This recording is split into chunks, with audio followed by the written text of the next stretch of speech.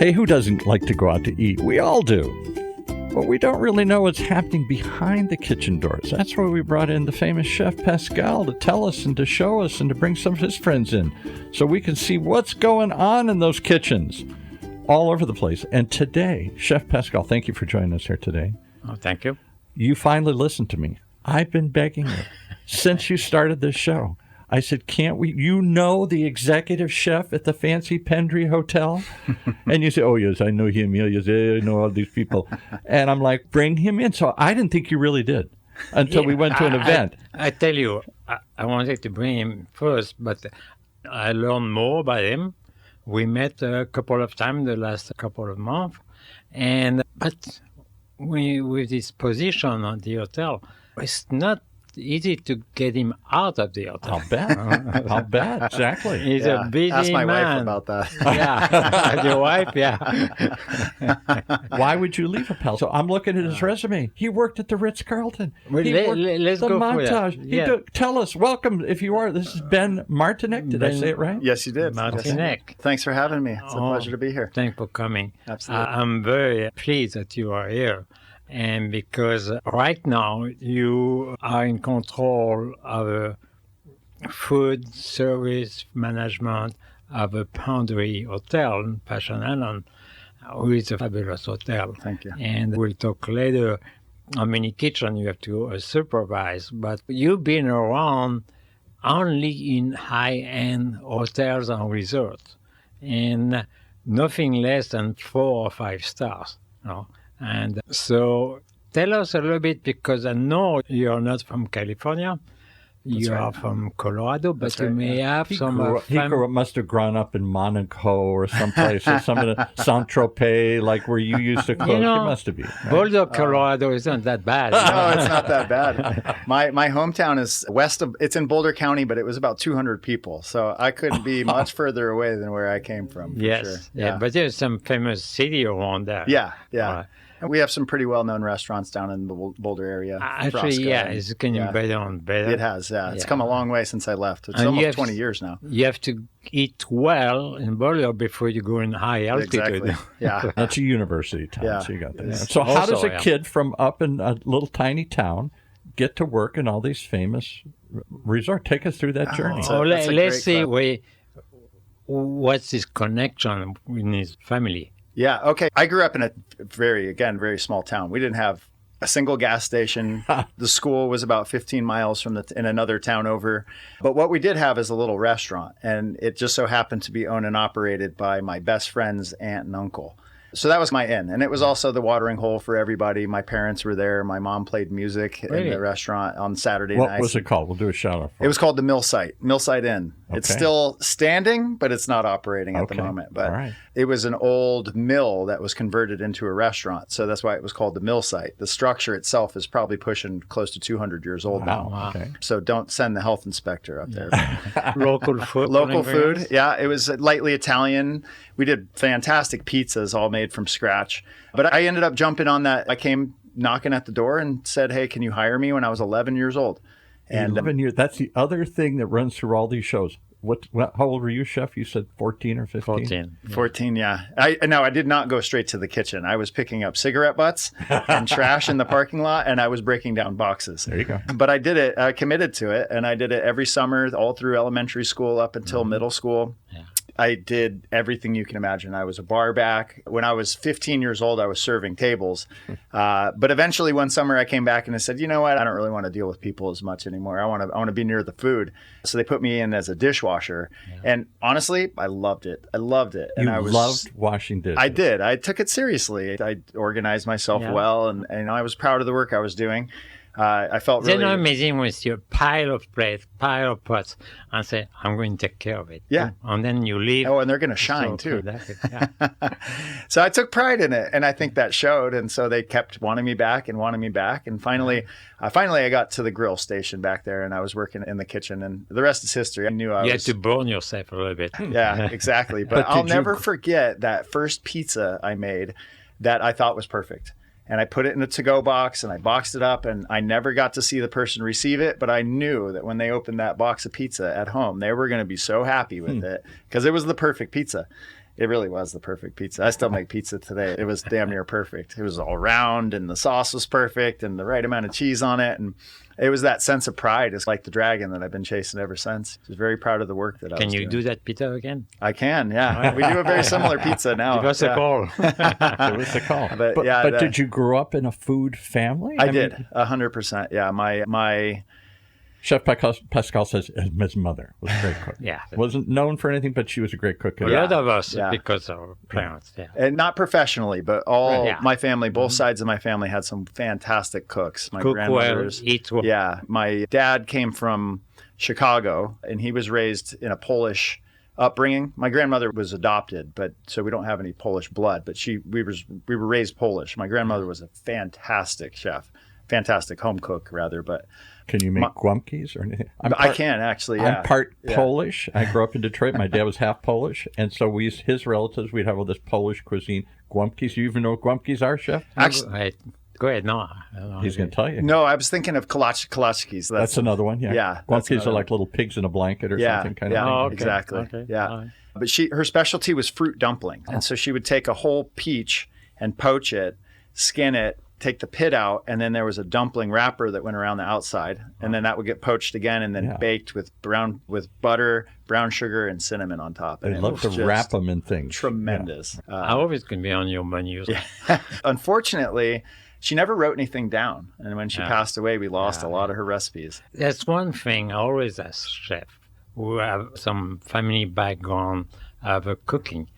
Make sure you get the recipe before it's too late. Because you always regret not having. There's a few that we got and a few that we've tried our hardest to recreate and just can't quite get that magic touch to it. Everybody want to recreate their aunt or grandmother fried chicken. Yeah. We're the same. It's never the same. So the question I ask everybody is this: why this path then? So you clearly liked cooking from an early age and the whole atmosphere around a restaurant. You took pride in washing the dishes, making the perfect pizza, sticking it in the box. Isn't that what every chef inside you starts by pleasing yourself and having that pride in what you deliver, and then hoping, what do you think? Somebody's going to see it. Yeah. Why not open your own? Why isn't there a Ben's place, a Ben's mill? First, when did you decide I want to be in the culinary industry? So it wasn't until about 10 years of in and out of kitchens that I decided that I was going to do this. I was good at it. I can make a profession out of this, and I can take it all the way.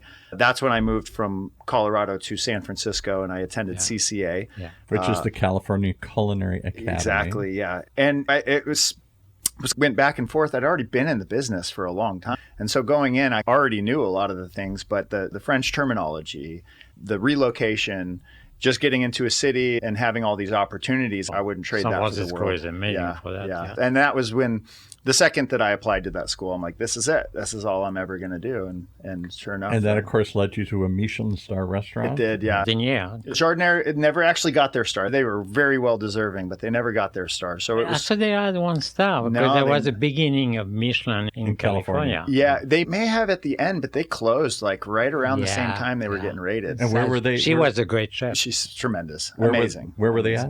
That was down in the theater district of San Francisco. So we were right across from the opera. We had the ballet right there. But star, no star, they were very popular. Yeah, it was. But the Michelin star was which one? Cortez? Cortez. So I went to Cortez after that, which was a very fun experience for me. It was a smaller team. I still am, and this is the other thing, as you know about the kitchens, is you don't get you go through the trenches with these guys and girls, and they're with you for life. And they're like people you grew up with. And even though if it's only kind of like the Army. It is kind of like the Army. I don't know that you'd ever build those relationships not having gone through certain hardships. You have to learn to crawl underground. Exactly. Keep your head down when the grenades are coming in. Stand low, and then suddenly you stand up. Yeah, and sometimes you got to bail out the guy next to you, and sometimes you need them to bail you out. And you build these relationships that last for a lifetime. Yes. So that's the most memorable thing about Cortez is I'm still in contact with all the people from that restaurant. Had a Michelin star, very creative cuisine. Very Californian style. It had some Mediterranean influence and some Spanish influence. This was up north somewhere? It was in the city. In San Francisco. The city. If you're anybody listening outside of California, There's only one city in California if you're up in the Bay Area. Yeah. It's the city. Especially for food. It's the city. Not LA, not San Diego. It's the city.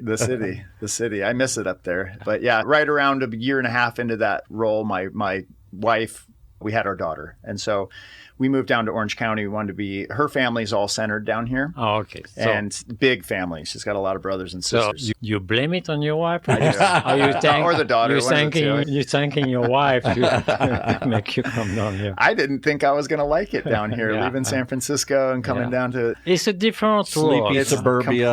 Especially different. in our industry. Yeah. You don't see other chefs every day. Like in San Francisco, everybody get together very often. Because it's spread out. And the culinary roots are so deep up there. There's more nightlife, too. Yeah. There's no nightlife in Orange County. Never sleeps, no. And you don't need to own a car. You just walk around or take the bus anywhere you want to go. And parking is about as expensive as rent. What year was this when you came down here? I came down in 2008, late 2008. And then when I got down here, I threw my resume around a little bit. And did you throw it over at Pascal's here? No. I didn't know the scene very well. I had said, I want to work at Providence in LA. And I thought, the commute, I'll deal with the commute. And then once the reality hit, that wasn't going to happen. That was not going to happen. I put my resume out in a few places. You remember Nick's, well, it's still Nick's as an institution now, but when I first came down, they were the first person to respond to my resume. And they called me up and said, hey, we saw your resume. We love it. I was leaving as a sous chef from a Michelin star restaurant. You don't see a ton of that. I'm surprised you didn't apply to the Patina group as well. Yeah, I heard about it shortly after I got down here. Yeah. But at the time, I had no idea. I was just in a whole new pond. I was just randomly floating it out there. Nick's, it was pretty standard food. It was definitely not Michelin level. But they called me back right away and said, we'd love to have you come work here. And I said, what if I came in and did a stage? And they were like, a stage. They had no idea what I was talking about. Oh, really? And I was like, no, it's safe where I come in and I'll just work for a shift with you guys and see how you operate and we'll see how it goes. Basically, you come, we'll give you a job, but you have to work for free. Yeah. That's the funny part is that they were so unfamiliar with that concept that they paid me cash. Oh, wow. Okay. So that's good. Even better. See, that's a secret behind the kitchen door. That's behind the kitchen door. Get cash. Oh. And then I ended up getting an offer from the Ritz-Carlton. The Ritz-Carlton had... How did they find out about you? I dropped my resume with them. Okay. And back then, now it's all online, but I was literally going from place to place handing out my resume. So I want to talk about that moment. So you've been in a mom and pop restaurant in a small town. Yeah. Loved it. Decided I'm going to take a step up. You go to the California Culinary Academy. Yeah. And from that, now you're in the other end of the spectrum, Michelin star restaurants, fancy cuisine in the city, high-end cooking across from the Opera House. Not the mill anymore in small town Colorado. A big step in making the right pizzas. Direction. Now, all of a sudden, why take a veer into hotels and resorts? That is a great question. So this is right after the recession. Pay was kind of everything coming down here, and coming from the city. I was making $33,000 as a salary in the city. It was barely able to survive on that. Especially with the rent on everything. Yeah. I come down here and the Ritz is offering, I think at the time was like $16 an hour. Sounded, I finally made it. Yeah. I hit the jackpot. Yeah. And it was also the benefits that come along with the hotel. That's really not only what got me in, but has kept me with it for so long. Stability. Yeah. Stability, the health insurance. And I had my daughter at the time, so I was really thinking about more than just myself at that point. So what was the first position you had at the Ritz-Carlton? The Ritz-Carlton lowballed me. I didn't understand. Don't hold back. Tell us. I didn't understand at the time this cook 1, 2, 3 thing, which is big in the hotel world. Now I preach it every day. But at the time I had no idea. They said, cook 3. They offered me a cook 3 coming off a sous chef. And I'm like, okay, whatever it is, I'll take it because I know that I'm going to go and work cook circles around and I'll get promoted. Yeah. And lo and behold, they have policies in place and you can only be promoted so often. You have to be there 6 months before you can move up. And I didn't realize that cook 3 was at the bottom of the rung, but... And Paul, there is no politics. No. All just performance-based. But once I got in there, I did just that. I worked my tail off and I worked every station on the line as a cook 3. And I eventually got to the point where I had applied for a sous chef role there and they wanted to give me a kitchen manager. So it was going to be a big jump from kitchen manager. A specific kitchen? Or? It was 162 at the time. Okay. We closed it. We opened Raya which is still there now. And then I left about 6 160 months. wasn't more oriented to a steakhouse. It was, steakhousey, definitely American vibes to it. Yeah. Creative. We got to do specials every day, which was, Good- and then a we do good tasting bar menus on the and weekends. everything. Yeah, good bar Good program. wine list. Yeah. And I was very happy. It's better because you could have done the dining room, but the dining room is such a little place. It wasn't open anymore at the time. Yeah, it was a completely dark kitchen in the space. So there was no terrace, there was no dining room. So that was the only option. It was that or banquets. Yeah. So let's talk about, and I appreciate that these are high-end properties, the highest in Orange County here, the Montage, the Ritz-Carlton, the Pendry now. And so they're catering to a very affluent audience who's used to the best, who can afford the best, who wants the best. At the same time, and you guys can explain this to me, when I look at the awards around the world, always, forever, I don't see necessarily those properties, those kinds of properties, winning the awards or winning the critics' attention. It's always a place like you started at. Actually, and all this I stuff. think you're right. In some way you are right, but because of the still 5-star hotels. Absolutely. That's why I'm wondering. I would think they would be the leading culinary on the cutting edge. Everybody be talking about and writing about them and everything else. Sometimes it's complicated for the big guides to put stars in hotels. Now they're more soft. At the beginning, they want to reward the smaller guy. It's still a hotel restaurant, you know? And so chef got frustrated. And then, but now they're more open to that. But then you move to the Montage, who was supposed to have stars. The studio at the Montage was with a Great Strong was at least a 2-star Michelin style of restaurant. And they invested. So what do you think? I guess what I'm getting at, with that kind of power, with that kind of prestige, with that kind of clientele, you think they'd be the cutting edge of culinary arts in America, and yet they are. Are they? Okay. Because they have the budget and they can have access. Right. And yet the ones I always hear about are the little hole in the walls, or the ones that are the James Beard chef is here and there. But the key is to, if I may say, you can take over. Chef's answering all the questions. No. He knows very well. I want him to tell me. You still have to have a great restaurant in a 5-star hotel, because you want to keep your guests in. Yeah. It's rare to, especially this day and age, that these restaurants do cater to one focus.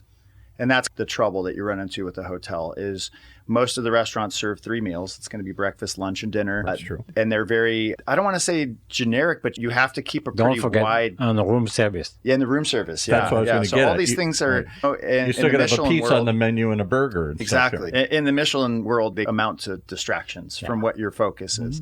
And so it's hard to maintain that focus. Studio was an exception. Yes. Studio was an exception. Studio, as you felt, was an independent restaurant at the Montage. Yeah. Yeah, his own terrace. You were even separated from the building. It's a spectacular setting. And we unfortunately never got a chance to be rated by Michelin. We ended up closing at the beginning of the pandemic, which was pretty shortly after they started rating California as a whole. Yeah. So we never really got the chance. I'm a believer. Michelin kept us behind. We were the last one to come in California. Yeah, we were. There's a lot of ground to cover. I've never quite understood why, but it always to me seemed like it was the snooty. It has to be a French restaurant in France to get a Michelin star. I think Orange County is a complex area for culinary. There's so many diversity. It's not easy for got a lot of ethnic food. And it's a lot of ground to cover, a lot of restaurants to look at. It's a big task. It's a huge task. Sorry, you gave me an explanation, which makes sense. I never heard why. So as high-end as you're doing, you're also got to do breakfast. You got to do what do you call it? Room service. Room service, all that stuff. Here's one other idea to throw out there. I never go, sorry to say, I like to go to fancy restaurants.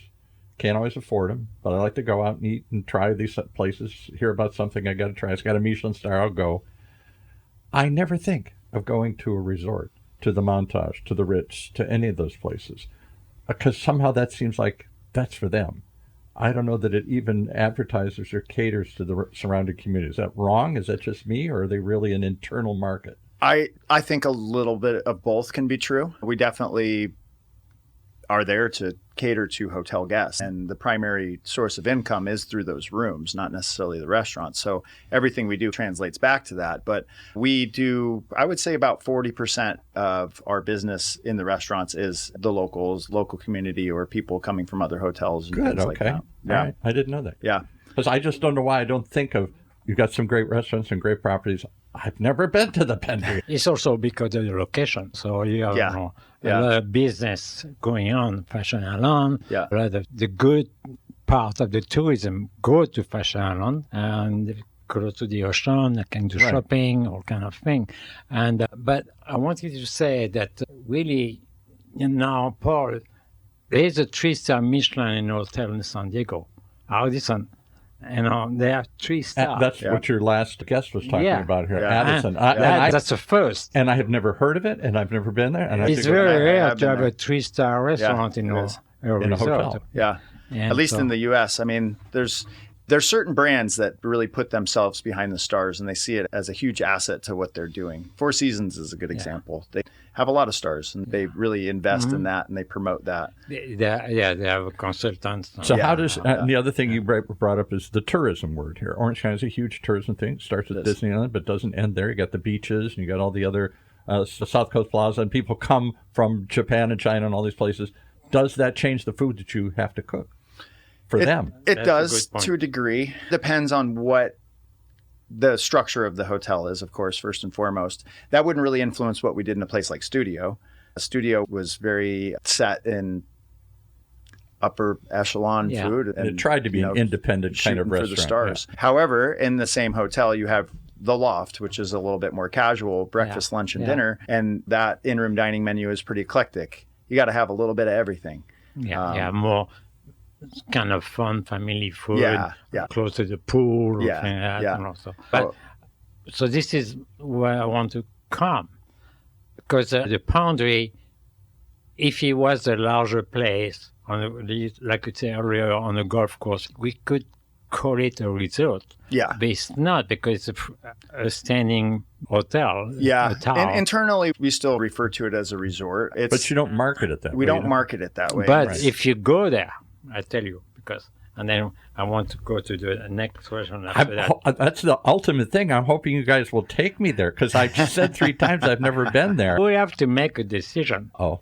Because there's 1, 2, 3, 4, like 5 options for dining. Really? There. Yeah. Okay. Yeah. And if you really nice, you can go to a private dining area. Well, we're going to talk about that in a minute, too. I want to understand that whole market. As far as I want to go back to the resort thing, there's an outdoor setting.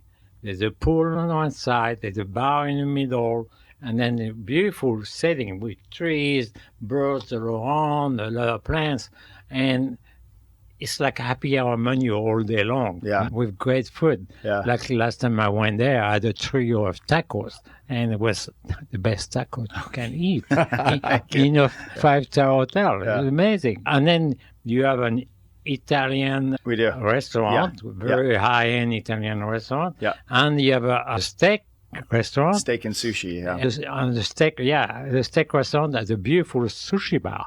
So if you do want sushi and steak, you can have both at the same time. So can I, before he answers, I got another question, because I was wondering where things are going. And my perception, I don't go to many fancy resorts. I don't live in that level here where I get to go to fancy resorts in Hawaii or Europe or whatever here. But my perception is that they always have to have a steak. They always have to have, like in Vegas, a steak, an Italian, and some kind of seafood or sushi or something here for those like my wife who won't eat meat anymore. Yeah, is there's that not the 3? Many hotels of sushi, unless they're I see many doing French. I don't see them many doing other sorts of cuisines. It's mixed. It's mixed, yeah. So what are the hot cuisines? You just rattled those off. If I go to a resort in Vegas or anywhere in the world, what am I going to see in these resort hotels? Realistically, you play to your demographic, and Italian steakhouse. Everybody and then we have a little Baja restaurant, but in Orange County, those 3 things we know that's a hot ticket right there. You put the same hotel in Europe, you might want to do something a little more French bistro, or French or bistro or anything. Yeah, I think it all depends on your demographic, but one thing we know for sure that does really well in Orange County is Italian food. Pastas and pizzas all day long. Yeah. Steak and sushi is another one, especially having that combined together, because there's a lot of steakhouses, there's a lot of sushi places. To combine the two is a little novel and definitely draws a huge crowd. Because the men Yeah. want the steak and the women want the sushi. At least that's the way in my family. Yeah. Sometimes that's the opposite on my side. Opposite. But there's I like it all. always I like a it all. dichotomy. Yeah, yeah. All right, so that's what we're seeing. And How many kitchen and how many type of menus you have to handle? The hotel has 11 menus, 11 different, we call them outlets, but it's not like you could walk in there and you're not going to go sit in banquets and we take an order. But that's a huge part of the operations. Banquets, we have a coffee cart, which is a lot of pastries and different customized coffees and things like that. We have our Tree Shack, which is the Baja restaurant. It's the pool, but it also services a public patio as well. We have the Elwood Club's like a whole wing of the hotel. we're going to talk about that last. 'Cause Yeah, I'm fascinated it's a by really that. cool spot. They even There's- have a speakeasy. Yeah, there's 3 outlets in there. So there's the Via Mara, which is the high-end Italian. There's a pub, which is like a sports bar, very casual feel to it. And then, of course, the Cabaret, which is our late-night speakeasy. We have Bar Pendry, which is our lobby bar, but it is a very lively Beautiful lobby bar. bar. Beautiful, beautiful. Is that like a full circle? Yeah. Like a giant oval. Okay. But yeah, spectacular setting. Very busy. So primarily alcohol sales. And in a there, but lot we do of serve locals are going there. Yeah, a lot. That one is a big difference in the. It's probably 20% hotel guests and 80% locals. Wow. Okay. Yeah, So you can bring in people from the outside. You absolutely, yeah, particularly in a neighborhood absolutely. like that. Or you go through the lobby, you even ask anything, and you just go a little bit on the right, and you're right there. Yeah. So The place is so popular on the weekends. It's like a nightclub in the lobby of the hotel. Wow. It was just, we've had to change our plan of attack several times since opening, just how to manage the crowds on the weekend and how to still separate that from Because the you don't want luxury that crowd to experience. push out the local. I had Yeah. this. I went to a W, right? We're all in the W chain. Yep. Down in San Diego, we decided to go down for a week and we live it up. We're going to stay at the W. downtown, yeah. And they have, of course, a DJ spinning in the middle of the lobby at a certain hour. Yeah. So as a hotel guest, I was intrigued, but I also felt, wait a minute, I'm staying here. I'm paying to do this. And these people are just walking in and partying here. Is it an intrusion to bring in people from the outside? Actually, San Francisco had several hotels like that. Yeah. They had the lounge hour. Yeah. Yeah. It's definitely unique to this area to have something like that. And if you didn't know Pendry Newport Beach, the brand Pendry, it can be a little off-putting because you expect this contemporary luxury, low quiet, So peaceful setting. 11 menus that you change, kind of rotate or go with the season. And how many kitchen? We have 2 main kitchens is all. But we call it our main kitchen. Cranking out all that food? Well, the main kitchen is complex. There's 3 main lines on the Each cook at main 4 kitchen. ends, you know? Yeah. Wow. It's a huge space. Banquets takes up a big chunk of that. We have 1 kitchen that does 3 outlets. Yeah, 3.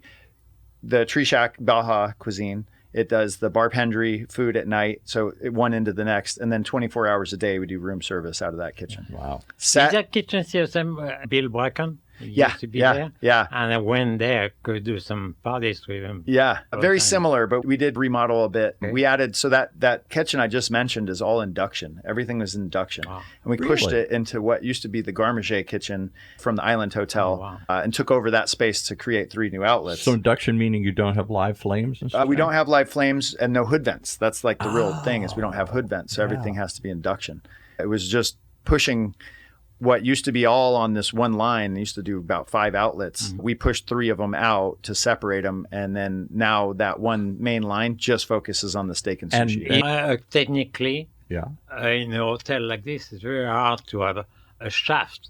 it Communication. Exactly. Where do you put the There's shaft 20 of the stories. vent? The you know. town, unless you go on the side, and then the people, the guests, open their window. They smell, it's exactly. breakfast time. Yeah. They can smell we smell the bacon. Exactly. That's a great point. And it's 20 stories up. So we're on the first floor of the 20-story So building. you guys are chefs. I'm not. Can you make the same quality, the same cuisine on an induction? Totally. A question of question. control. Yeah. Okay. And there's some drawbacks to it, but there's also some benefits as well. You know, the good, because I'm working at Saddleback College. We have a full induction kitchen, electric, everything. For the culinary arts program over Yeah, there. and the hate flames, I like flame because it goes fast, boom, respond very fast. But sometimes you burn the sauce on the edges. Yeah. Induction, you just, it's You don't have clean. to worry about So it. he Yeah. said there's some benefit and some disadvantages. Tell me both to cooking with an, because the people tuning in like me want to know what's behind the kitchen door. Yeah. Well, we have these ovens. They're called turbo chefs. They're like what in Starbucks, but we have the massive industrial version of those. They can be an air fryer. They can be convection. They can be a small deck oven if you need it to be. It's just it's a brilliant piece of equipment. On the other side of that, we have a fryer that's a hoodless fryer. So all the air gets this fryer. So it all gets sucked internally through a vent or a filter rather. And before it spits the air out. So there's no more grease in the air it's pushing out.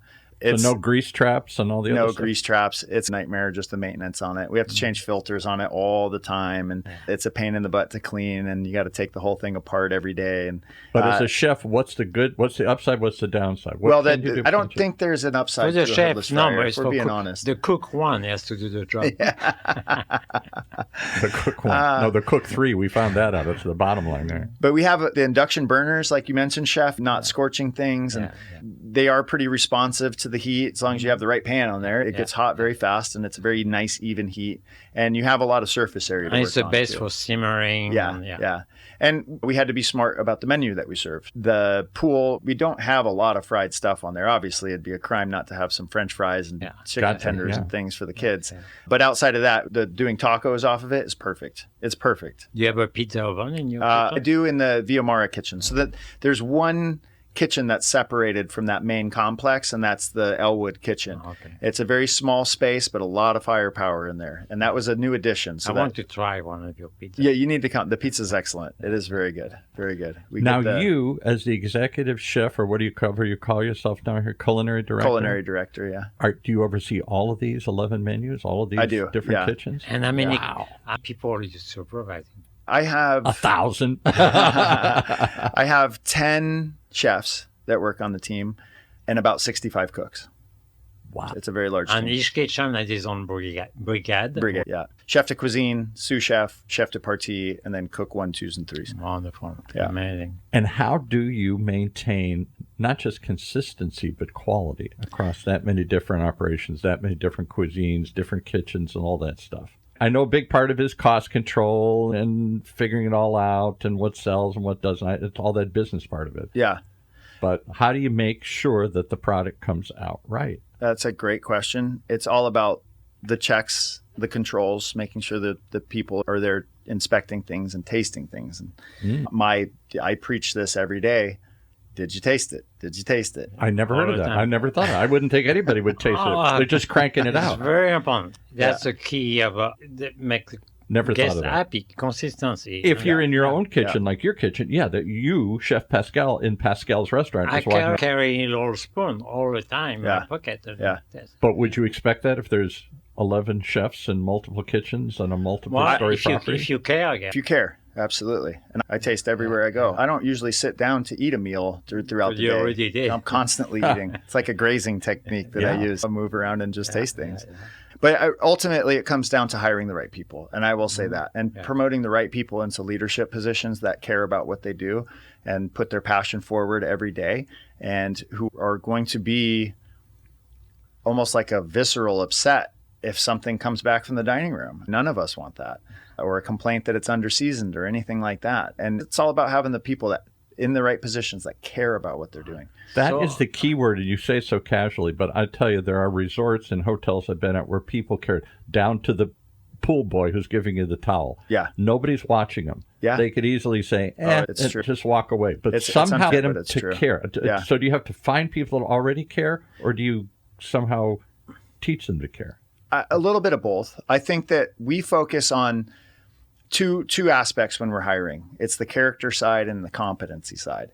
The competency side is a little negligible. We can teach you what you need to know. I can teach you everything that you need to know to be able to work the line, to be able to expedite the food, to be able to quality control the food. That can all be taught.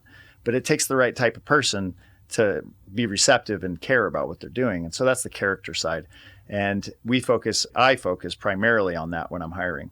I'll leave it to my chefs to do most of the recruiting. And when they bring somebody into my office to interview, I know that they're telling me they can do the job. My job is to see, are they the right fit for the team? Are they the right cultural fit for what we're trying to achieve here? And that's my primary focus. And culture meaning? Culture meaning... Everybody uses that word, and it's like everybody says, let's call it, it's the culture. Okay, what is the culture? And how do you establish a culture? That's culture, a great question. How do you get a common communal feeling of something here? That's a great question. We're really big on that in Montage International. It's everything to us. Because the Pendry, as we didn't say that, is part of the Montage. Yes, right. All part of the same group. How do we do that? It's a lot has to do with the onboarding. For sure. We go through we call it our Know Thyself. It's like an orientation, but it's 3 days of getting to know the culture of the hotel. But for me, it's my priorities, how I hire. So every time I sit down with a new candidate, I go through the same kind of spiel. Most people tend to think that my number one priority is putting out fantastic food and getting great, happy guests and great response to the food and winning accolades and winning awards. And that's really not the case. Actually, that stuff falls pretty far down my list. Number one priority of mine is hiring the right people and identifying the right people. And number two priority is making sure that we treat them the right way. And that in turn, they treat each other the right way. And that's a big part of it too. You got that many people. Wouldn't it be a lot of infighting and catfighting? It happens. Not working together and name calling and but we don't support it. You have to get it to where that is a fish swimming upstream. But you can't fight because you won't get the promotion if you fight. But I'm just saying, when we bring a lot of people together and they're creative and they're passionate and they're really into something, not all of them are going to play well together.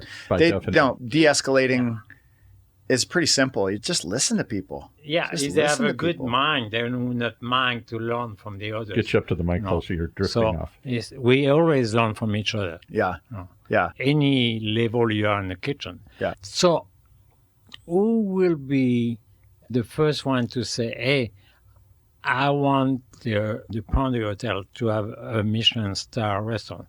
If they will come from the top management, or you can go say, hey, I would like to have one. You're saying who Michelin sets the star goal, restaurant. who sets that target, or does that an important target to even reach? It'll clearly be nice. If you asked me 10 years ago, it's the only goal. But now it's important, I think, but at the same time, it's not necessarily part of the business model that we're running. That's what I'm saying, right? It really does need to come from the top and say, hey, we're gonna pay this much money to have this chef come in, and we're gonna make sure that they can just primarily focus on dinner only, and it's gonna be food cost is out the window and all these things. That has to come from the top. I can't decide, hey, I'm gonna increase my food cost by 10%. But how do people know that you can serve the best steak in Orange County in your kitchen? In other words, how do you promote yourself today? Because the newspaper used to be a handful of newspapers had writers, not anymore. Yeah. There is no Elmer Dills on TV walking around. You know what it is? Or whatever. It's TikTok and Instagram. Yeah. TikTok and Instagram. Reviews. Yeah, and reviews. That's it. And podcasts. Hotels are very big on the review. This is why they have meetings with the teams and the cast. Say, hey, we need to have the best reviews. I was at a restaurant, I won't call them out, a nice restaurant, and at the end of the meal, because I was complimenting, I said, please put a review on. Please put a review on. Yeah. I thought, it was just begging me like 5 times. Yeah. Don't tell me. Well, especially people that travel. Yeah. They read the reviews before they... When I go to a new city, first thing I do if I'm looking for a place to eat is I Google it. Right. I Google the restaurants around me, and then I start to look at their star reviews and what people have to say about that place. Is it all Yelp, or is it other? Yelp is the primary, So very quickly, because we're going to run out of time. Right. Why there is a private club in the hotel? That's a great question. That's what we want to know here. And make it special. That's a great question. In a public hotel, a public resort, you said it's mostly people coming and staying. It's about the rooms and how long you stay there. Yeah. Why then have a private club, which is by definition probably not for the outside, but for the community more, right? Yeah, I think it has a lot to do with our demographic here in Orange County, and especially in Newport, there's a huge club culture, and these people aren't necessarily belonging to one club. They belong to 3 or 4 of these private clubs: the yacht club, the golf club, the whatever it might be. Ours is a strictly social club. We don't have a golf course. We don't have a dock. Marina. We're not a marina. We're not on the water. So it's primarily a social club. So we are constantly having meetings about what's next on the programming. What are we going to do to entice people to come? We throw parties all the time. Really big fun parties too. But why is a great question. I think that it was a passion project from our ownership, or not our ownership, but the founder and CEO of Montage and his son. Okay. It was a passion project for them. So Elwood the name comes from their grandfather, his grandfather, Alan Firstman's father. So definitely to brand it as under his name. And this is definitely. So it's called the Elwood. The Elwood. Club. The Elwood Club. And how many Montage Group must be international and huge? How many Elwoods are there around the? This is the one and only. Wow. This is the one. Make it even more special. Yeah, make it even more special. We have a couple other little private clubs that we run in some of our hotels, but none of them are branded as the Elwood. And do they live locally? Is this? Do they see it? Do they experience it? Or they have to be members in a membership? Yeah. So there's membership, different tiers. We have different packages. There's a corporate membership. There's a singles membership. There's an under 30 membership. There's a couples. So there's a lot of different ways to get in there. What you need is a media membership for podcasting. As a member, come on. As a member, you go through the lobby. Do they know? Oh, this is a special member. Yes, that is a huge thing for us. Part of what built the Montage brand is our guest recognition, our name usage, the way that we treat people as if they're family, whether they're a guest that we've never had in before or someone that comes back 10 or 12 times. This is a whole new level for us. We were all raised in this 5-star environment where it's Mr. such and such, Mrs. such and such. This is a very big divergence from how we were all culturally raised in the hotel world, because we're on first name basis. A lot of us hug when we know them like they're family members. So you have to be a member to have access to the cabaret night. That's correct. Yeah. To have access to the sports bar, to the pub. The pub, yes. Yes. The restaurant, though, we do open to the public. Okay. Lunch, pretty much since opening, has been open to the public, and really primarily hotel guests, because it's our main dining room for lunch. Outside, indoors, anyway. We have the alfresco dining, but half the year. So does any member can invite guests? Yes, member can invite guests. If someone is a member, I want to. Actually, you invite me next. And how about, do you have to be nominated, or can I just, if I pony up and pay, I'm in? There is a selection process. So we do have a list, and it goes through 2 different committees. They're very quiet about, I don't even know who's on these committees. They try to keep it that way. So Chef's on one of the committees. You can't just reach out and say, hey, get me in the Elwood. You do go through a process, but they do background check. It's and prestigious. You have a card. Amazing.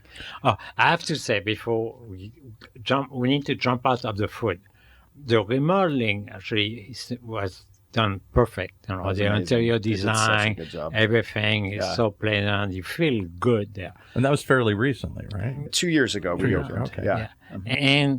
But the rooms are also been upgraded. Unbelievable. They have mini suites, something like that. A lot of suites, too. Yeah. It's a good mix in that hotel. Corner suites with ocean views, something like that. Now, how do you know that, Chef? Do you go stay over there? You don't go stay in the suite. My wife is listening. Okay. Just kidding. No, we were planning an event for a celebrity, actually, that was coming from Silicon Valley. And so we had a tour to check it out. The room. Okay. Yeah.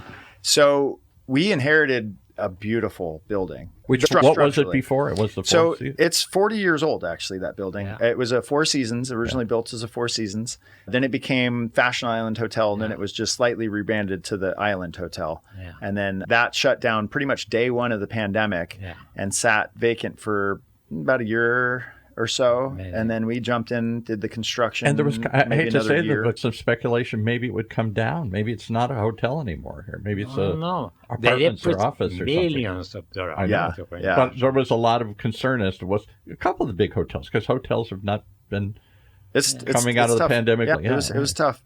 Montage had a growth spurt during the pandemic. We opened up about 6 hotels. Yeah. Wow. Yeah. But look at the location. Oh, wow. Close to the ocean, close to Fashion Island, close to the airport. Newport Beach. Amazing location. Honestly, we're sitting on a bit of a gold mine, just in terms of the location, in terms of the fact that it's been there for as long as it has, and it has a reputation. People have been there, and we get guests all the time that say, I remember this was a Four Seasons. Have you. Yeah, and the view. No, view. They have view. Oh, you and the view. Thank you, Chef. I appreciate that. there's a nice view on the top floors. So yeah, I want there. your top management. So here's an interesting question. Do they really have you and access to you? So if I'm a guest or I'm in the club or I just stopped over for a drink, this public spaces or something here, I would think you're so far up. You're on level 72. You're like the... There's no 72. You know what I'm saying? You're on the top I think floor. there's, what, What's 28, level 70? 28 floor? You don't 20. You don't meet the big guys. They're always on some floor somewhere. You can't... They're away from the little people and the public here. Or are you out walking the floor and walking the property? Luckily for me, and luckily for many of our hotel guests, and especially our members, I have such a fantastic team there.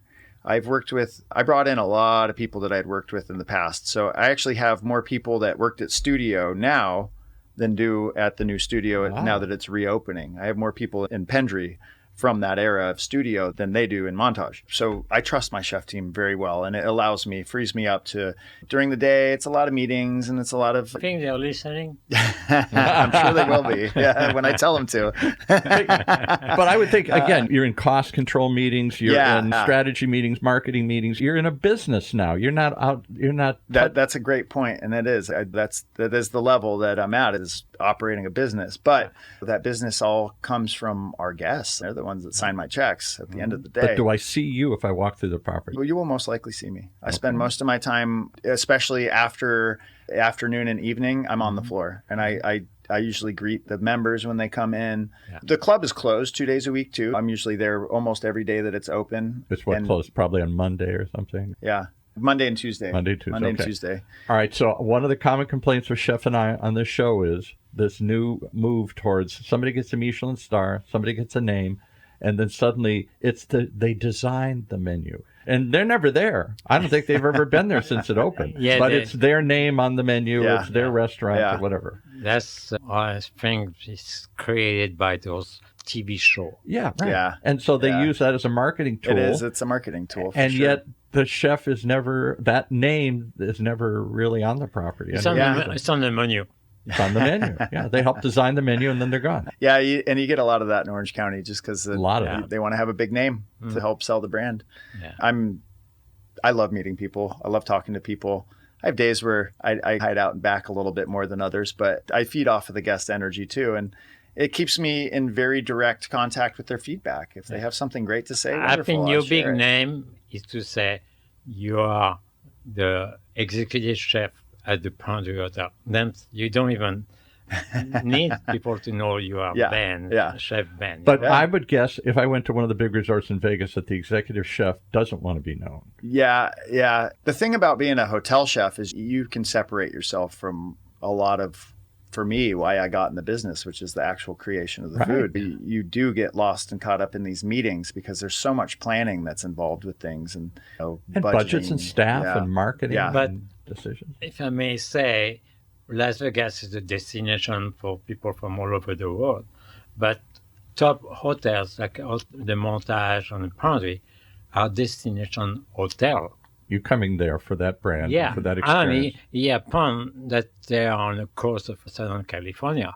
So the whole thing together say, hey, if you want to have a special time, keep it up, because I want to see the chef. I want to meet the chef. I want to say hi to the chef and say, that was fantastic, or why did you do that, or whatever. Here, I don't want it to be just some corporate decision. Somebody flew in, designed the menu, and never touches the property again. Quickly, it depends on the top management. If they let the chef, it's a little bit of semi-freedom. Right.